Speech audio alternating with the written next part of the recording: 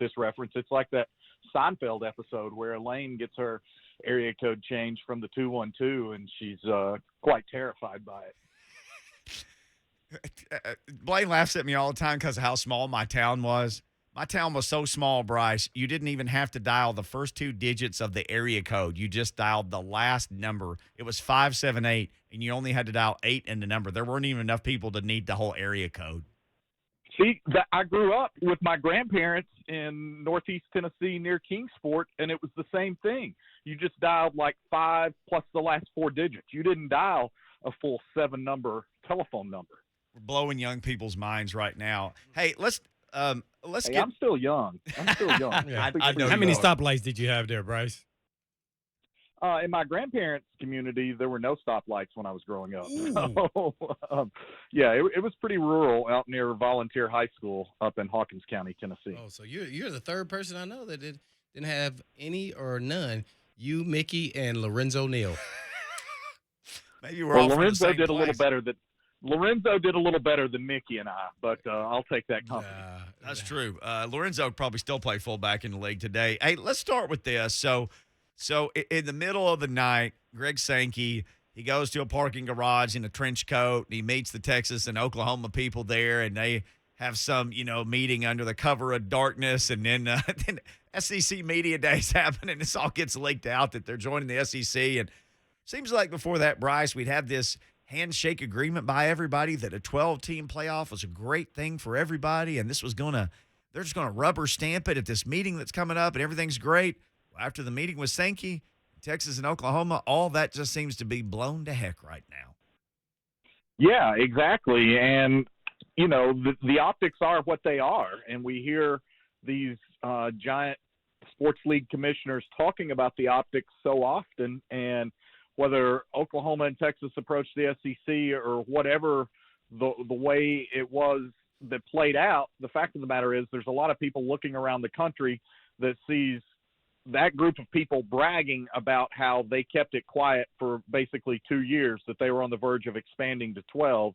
And then within weeks of that news coming out, we find out, oh, yeah, and we're adding Oklahoma and Texas to the SEC as well. And a lot of people started to look around and say, okay, even if that's on the up and up, it sure doesn't look like it was on the up and up, and how much self-interest is being served here. And I think that's what we're looking at. And I'll be honest with you, I've talked with some football coaches, and we might have referenced this over the summer in one of our last visits, but I've talked to some football coaches who don't want to see it expanded to 12 and who have said their players aren't in agreement with seeing it expand to 12 teams. So there's still absolutely considerable work to be done. And it's funny, you got the scheduling alliance, and you got so much stuff going on right now that is all just a shell game or just window. It's just all so crazy, like jealous people in a high school lunchroom. Well, if the Big Five is ever going to break away, like the rumor keeps happening, and they're going to get away from the evil NCAA and all that stuff, at some point they're going to have to learn to park their cars in the same lot and get along with each other. Yeah, that's a great point. And I do think that we are inevitably heading for like a Super 70 or a Super 80.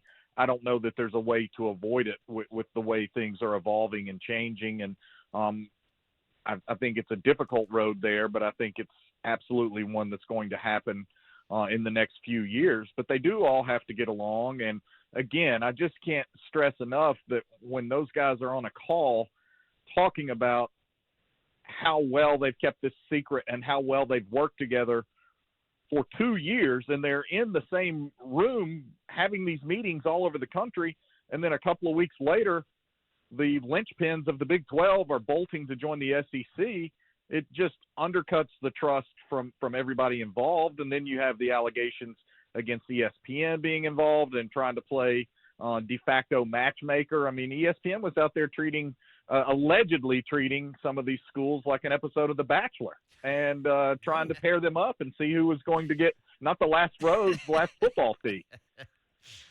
Oh, my goodness. John Brice joins us at John D. Brice1 on Twitter. Well, John, I guess let's talk about something positive. And through three weeks, I guess, or so here in college football, who's your Heisman leaders? You got a top three at this point? Or is it too early? I've got Matt Corral really high up there. I don't know how you could not.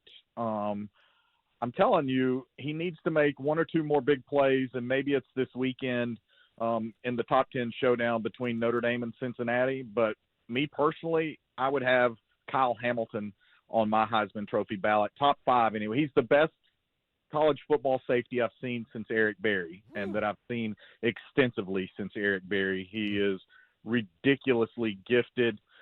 He's so rangy. He does things at 6'3", 6'4", as a safety that none of us is accustomed to seeing. He's a new wave of defensive back, and he's made some of the most athletic, incredible plays to intercept passes and also make fourth down stops in key situations already just this season that I've seen. So I've got Matt Corral up there. I would have Kyle Hamilton up there. And then I would probably have to think pretty long and hard about who my third person would be out there. You can't give it collectively to the Georgia defense, but I think the Georgia defense is the single most dominant unit in all of college football right now. Well, naturally, college football is 4 weeks in, and now they're going on the 5th week. But what's your overview of UT at this point in the season?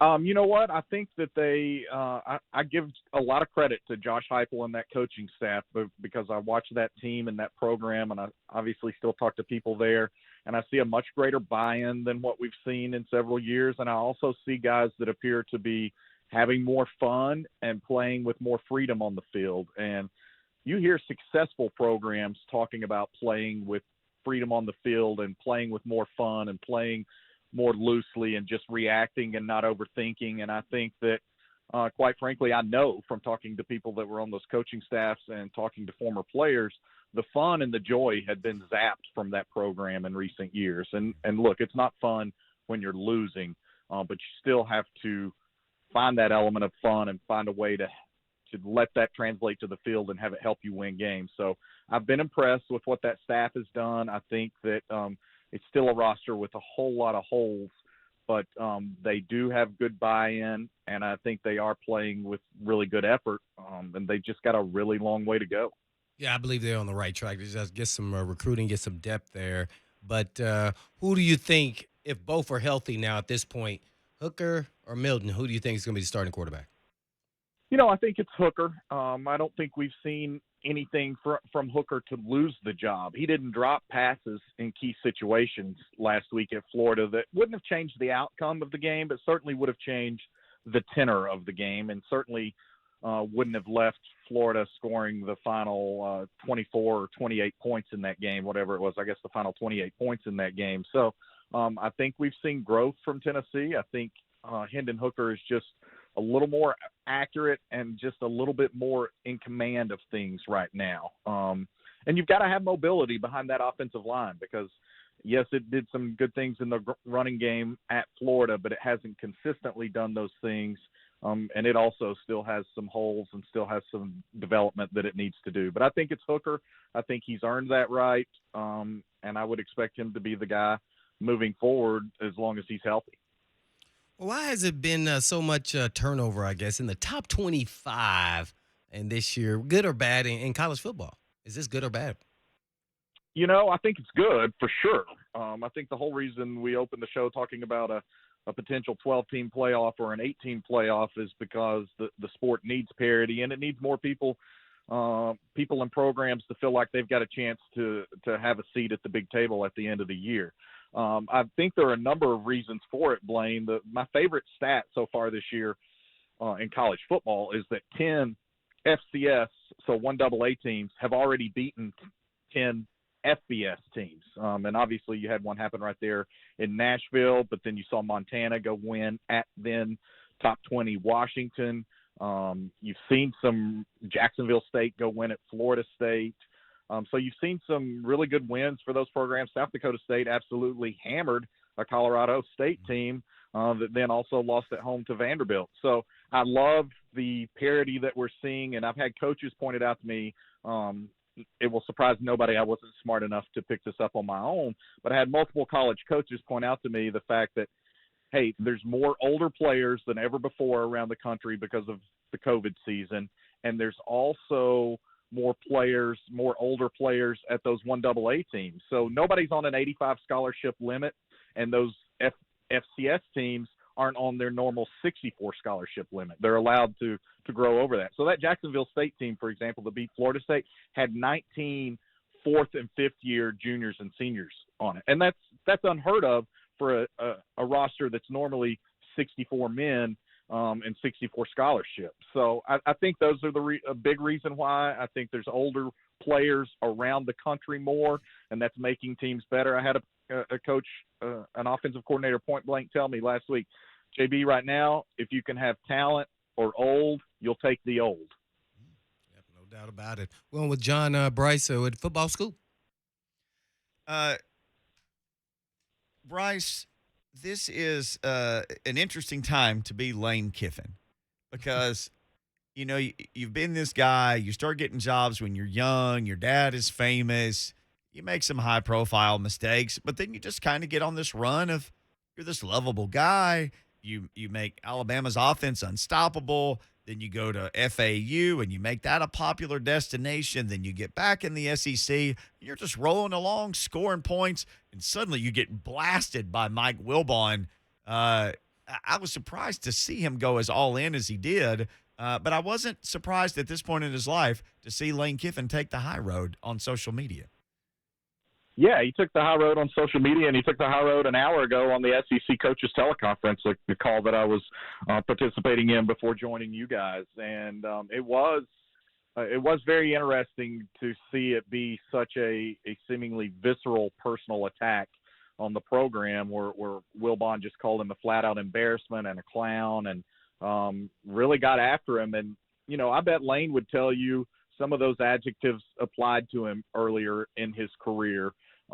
Now, the way he left Tennessee or the disjointed relationship with the Oakland Raiders, which I fully believe was due to both sides being guilty. And but Lane is authentic in who he is, and guys love playing for him. I promise you, from Nick Gervais to Eric Berry to the Sullins twins to any of those people that were on his 2009 team at Tennessee. They really like that staff. They really liked playing for him, and that's what he gets out of his kids. And you see guys that stick with Lane Kiffin, and they develop a loyalty to him. I think Lane has matured. He would tell you that. I certainly hope he's being sincere and believe that he's being sincere with talking about the religious changes in his life and the approach that he wants to take. And he's great for the sport. The guy will do anything to market his school and market the sport. And he's very genuine, I think, in his praise of others, particularly Nick Saban. Yeah. There are some people who think maybe all eyes have been on the wrong people, that maybe Lane Kiffin, if Saban ever says, okay, I've had enough, that Lane Kiffin might be the guy who gets the call from the Crimson Tide. That's certainly an interesting potential scenario. We have to continue to see what Lane Kiffin does at Ole Miss. He's certainly riding a great wave of momentum, a lot of it that he's been able to engineer organically by opening up his program and by, again, constantly marketing his program and being very visible on social media and doing those things. But, whenever that Alabama job comes open, it's going to have no shortage of candidates anywhere in the country. But when you talk to people at Alabama, they still talk about Saban coaching 5-6 more years and potentially who knows how much longer than that. But they talk about how they've seen him re-energized by what some other programs have done and how the game has changed, and that he really prides himself on being able to outwork the youngest, hardest working coaches and recruiters in the business. I think that's very revealing of why Nick Saban is the greatest college football coach of all time. It's just like John Brice of Football Scoop. Nobody outworks him. He's joining us now on Blaine and Mickey. Well, naturally, John, Missouri's up next for Tennessee, and I guess how do you see this game playing out? Because this is a winnable game, but it is on the road, probably two evenly matched teams. You think Tennessee can pull this one off? I think it's definitely a winnable game. That's a good way of putting it, Blaine. I expect it to be a really high-scoring game. I think both these teams will really throw up some points on one another, and I would expect it to be a really a one-possession game going into the fourth quarter, and Tennessee has to win the turnover battle, in my opinion, and it cannot get behind by more than a touchdown or 10 points early in the game. So it has to steady itself early, which it certainly did for 30 minutes against Florida, and then it has to win the turnover battle. But I really think that both of these teams, I think Drinkwitz does a really nice job and has some great offensive concepts. I think you're seeing that defense in transition because he lost his defensive coordinator to Brett Bielema in Illinois in the offseason. So I think that's part of Missouri's struggles there. And I think you're seeing some really good, interesting offensive concepts from Josh Heupel and Alex Golesh and Alex Halsey or Joey Halsey at the University of Tennessee. So I haven't seen the over. I haven't paid attention to it. I know Missouri's favored by a handful of points, but I would probably lean toward the over in this game because I expect it to be a shootout. Man, I know Don Davenport, she's wondering what's going on at Auburn. I mean, they barely squeaked by Georgia State. You bench your quarterback, fire wide receivers, coach, man. What the heck is going on down there with Brian Harsin? Yeah, and the fact of the matter is they were probably aided by a ref bailout to beat Georgia State. If you go back and study that controversial play and that reception that set up the game-winning score that kept Auburn alive, it's very dubious to say the least. And there are copies floating around out there that we didn't see as part of the TV broadcast that I think remove any doubt about whether or not that pass was complete. So, look, Auburn's in transition. It's very rare that you go replace a fired coach because you're walking into a great situation. And obviously Auburn believed it was trending the wrong direction under Gus Malzahn when they decided to part ways with him with a $20 million price tag. Brian Harsin has put together a really appealing veteran staff, especially like Mike Bobo and Derek Mason there. But there's work to do. It's not in as bad a shape as a Tennessee or Vanderbilt, but there's certainly work to do for Brian Harsin and that staff.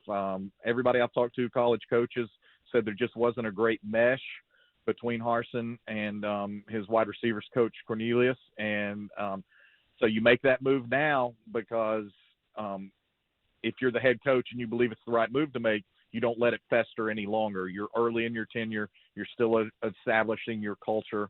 Those are the things you have to take care of now sooner than later. I think the Tennessee-Missouri game this weekend is really crucial for each of those programs for what they're trying to do this season, and the Auburn-LSU game is similarly crucial because, look, Brian Harsin's in the first year of a rebuild at Auburn. Ed Orgeron has a tremendous amount of growing pressure on him each and every week at LSU, both because of the things that have transpired off the field there and also because of the way they were physically manhandled early in the season at UCLA. So that game is a long-standing great rivalry, but it's compelling for a number of subplots. Man, well, I like to see, the programs who are at the bottom now kind of easing up to the middle ranks and trying to go to the next level. And Arkansas and Ole Miss, both tough matchups this week. Who has the better shot of an upset? Arkansas versus Georgia or Ole Miss versus Bama? I would probably slightly say Ole Miss has a better shot at the upset. I just think that Georgia's defense is so good that they make teams play so ugly and just don't let them sustain drives. I think that's going to be more difficult for Arkansas. And Arkansas is coming off an incredibly emotional win in which it invested so much and played at a neutral site last week against a traditional rival in Texas A&M. I mean, the Hogs have already beaten Texas and A&M and Rice, so I guess they're Lone Star State champions. But now it's a tough task for them to have to go on the road to Athens. So I think Georgia might be the best team in the country. I don't have any doubt that Georgia right now has the best defense in the country. And we saw Lane Kiffin with a lesser Ole Miss team push Alabama to the max last year. I think there's a belief that he can push them to the max again this year. Brice, I think that makes them Southwest Conference champions for 2021. Yeah, I know. Maybe they get like a ceremonial oil derrick or something. I'm not sure what the trophy is. I grew up in Arkansas, man. I remember the Southwest Conference. I mean, literally, it's the state I grew up in, and then every school in Texas. It was a funny, strange feeling, and what an odd lineup. But, boy, they played some great football in that league back in the day. And, bought players some amazing gifts and everything else. We saw the death penalty come out of that league. Yeah, you weren't you part of Pony Excess, Mickey? Didn't you have a hand in that? Oh, man, none of that cash ever filtered or Trans Am's never made it to my driveway. Brice, great stuff, man. We love catching up with you at John D. Brice 1 or all over it on Football Scoop with all the latest on college football. Thanks, buddy. Take care. Appreciate it, Bryce. Hey, thanks a ton, boys, and best wishes to everybody there in Music City. I appreciate it. Yes, sir. John D. Brice 1. When we come back, I did a little digging.